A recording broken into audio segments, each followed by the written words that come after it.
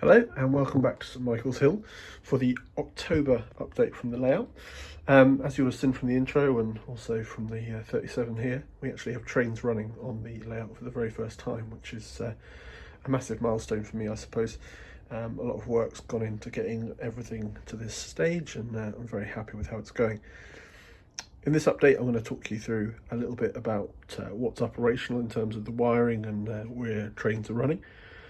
Also, I'm going to be talking to you a little bit about the Liftout Section, some work that's been done to that. As well as that, I'm going to be talking about some items that I have for sale, and finally I'll talk a little bit about what's going on in the next month in November. So stay tuned, and hopefully you'll enjoy this update.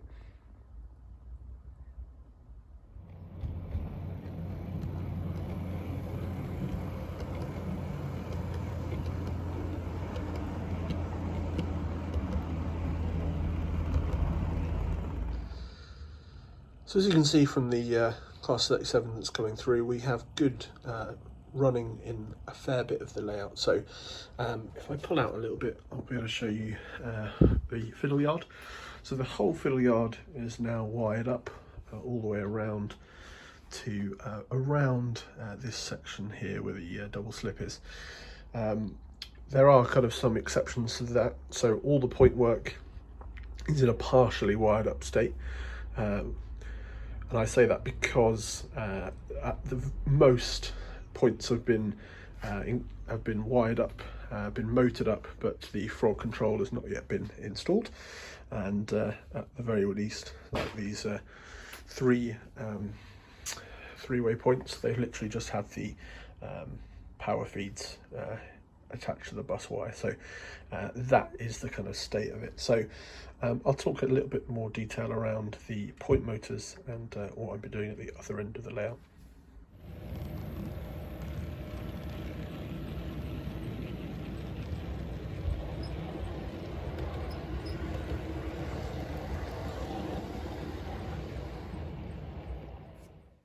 So like I said, all the points at this end of the layout from the lift out section left have all been wired up. They all have point motors attached, and they just need the frog wired up to the point motor, but that's something that I'll get round to in the next couple of days, I suppose. But as far as that kind of wooden sleeper point up there, they're all kind of working and operational.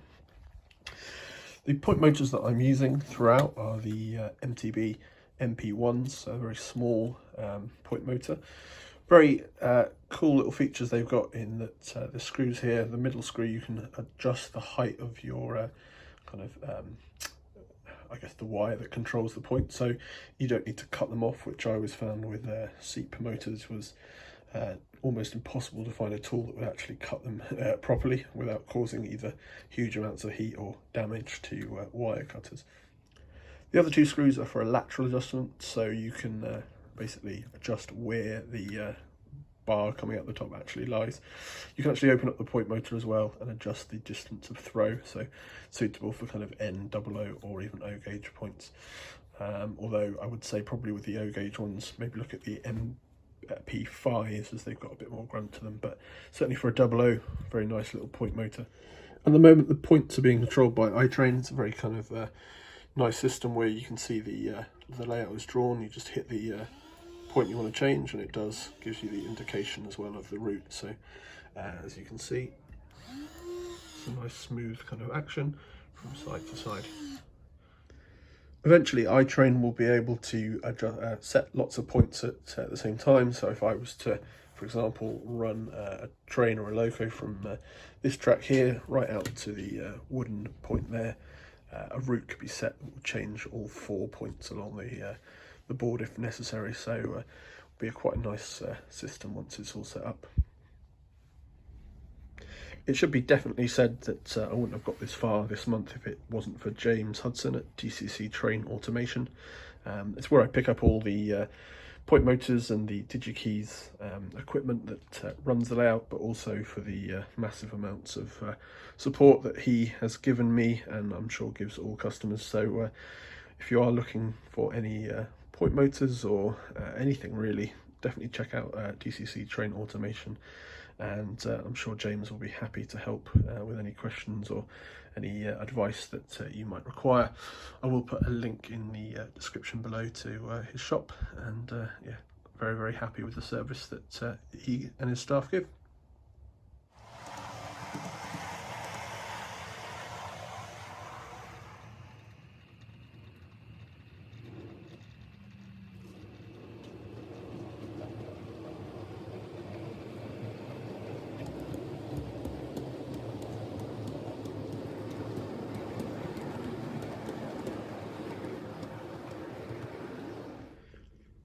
Another thing that I've been working on this month is the Liftout section. Primarily the work's been done to kind of install these latches to hold everything in the right position. There's 2 on each side.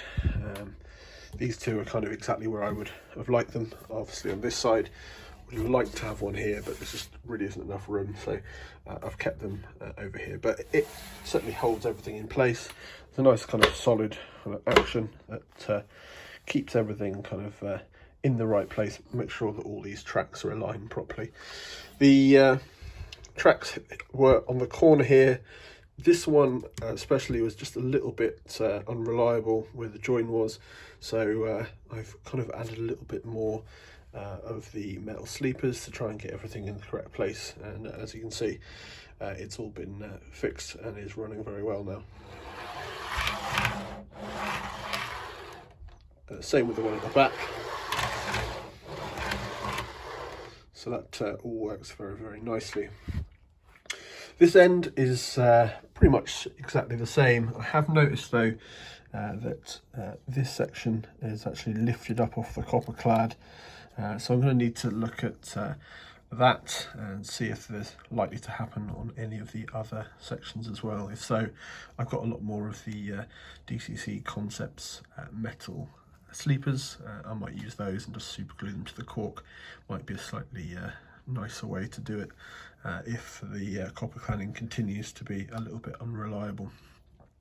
The lift out section is still unpowered. I've not put any of the wiring to the droppers yet, but I will probably do that, and actually it might be nice to make a video of that showing you the various DigiKeys units that I'm using and how they all work and how they're all wired up. So I will probably do that sometime in the next month as part of the next video on this particular layout, rather than just the channel update.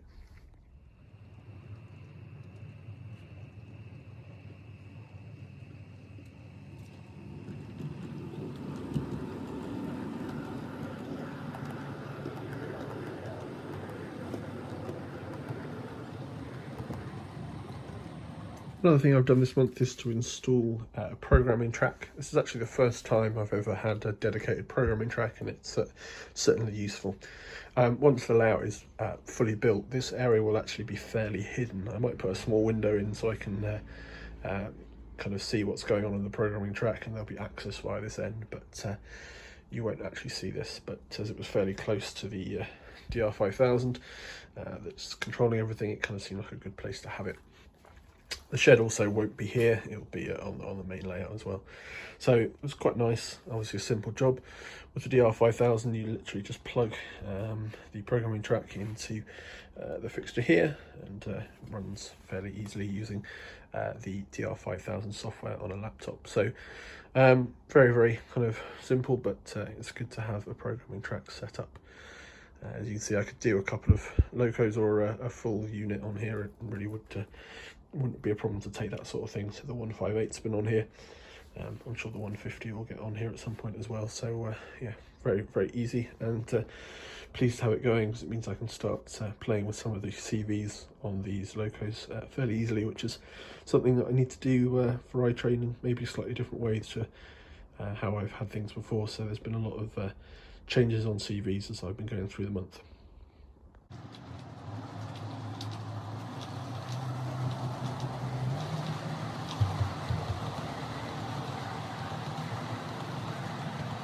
I mentioned changing CVs for the use on iTrain, and that's basically because I've been doing speed profiles for Locos that have been going onto the layout. It's very important on iTrain to have speed profiles set up so that the program accurately knows how fast the trains are moving, but it allows you to kind of get things like scale, speed running and all that sort of good stuff. But as part of that, it's advised to change some of the CVs to remove things like acceleration and deceleration, which can be done through iTrain itself. So I've been doing that and getting these locos kind of set up in that way. I will do a video around the kind of control, so I won't go into too much detail now, but for that video certainly I'll go into kind of speed profiling and how that's done. But yeah, it's been good to kind of get a lot of the locos up and running. There are a few locos that still need chips, and I'm holding off on a couple of them for a reason that I will probably get into in a future video. But so far, both the 37s that you can see on here, or sorry, all three of the 37s are all been chipped up. The 56, there's a 60, both the units down there and the shunter are all kind of working on the layout. The only other loco that is currently working on the layout is the Class 47 in Rail Express Systems livery, which you've seen in some of the running shots in this video.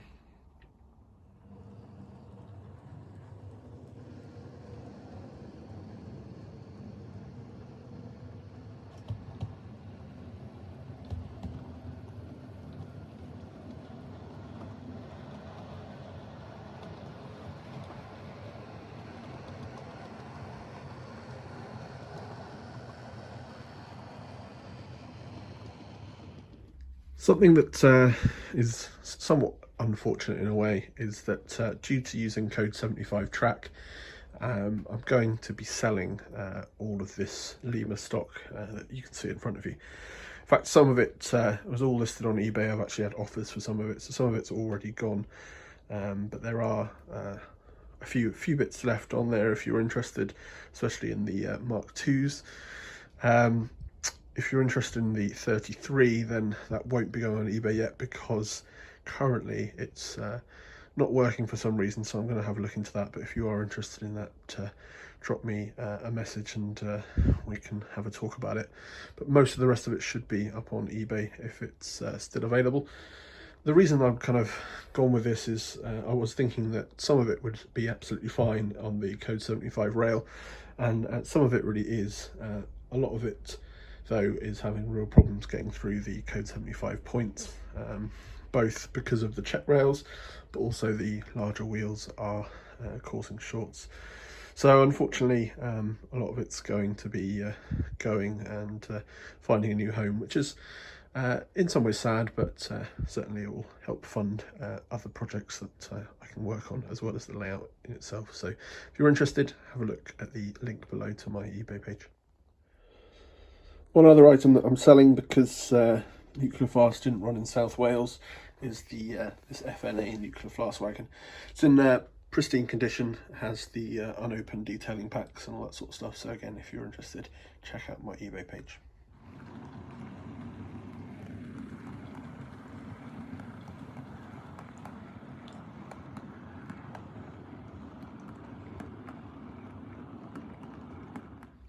So I think that's pretty much it for today. Over the next month, my focus is going to be very much to get all of the points completely wired up. The ones down this end still need their motors fully fitted. I think I've done up to these two here, but the double slip certainly needs its point motors kind of wired up, although they are installed. Same with the points along here. I'm also going to try and get the Liftout section wired up, as I said, and on top of that I'm going to start modelling away from the layout I'm going to be doing my Class 37 in Dutch livery. I'm going to start to kind of do the work on that as well. Hopefully as well, there's a loco that's going away next month to be kind of reimagined, and I'll hopefully be able to bring you the results of that in December or January.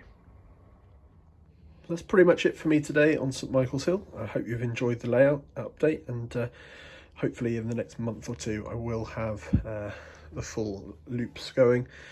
But for now, there should be a few videos to keep you kind of interested a little bit more about the control over the next month. And like I said, I'm really hoping to start work on the Class 37 engineer's livery project that I'll be working on. So thank you very much, and I'll see you very soon on St Michael's Hill. Thanks, bye bye.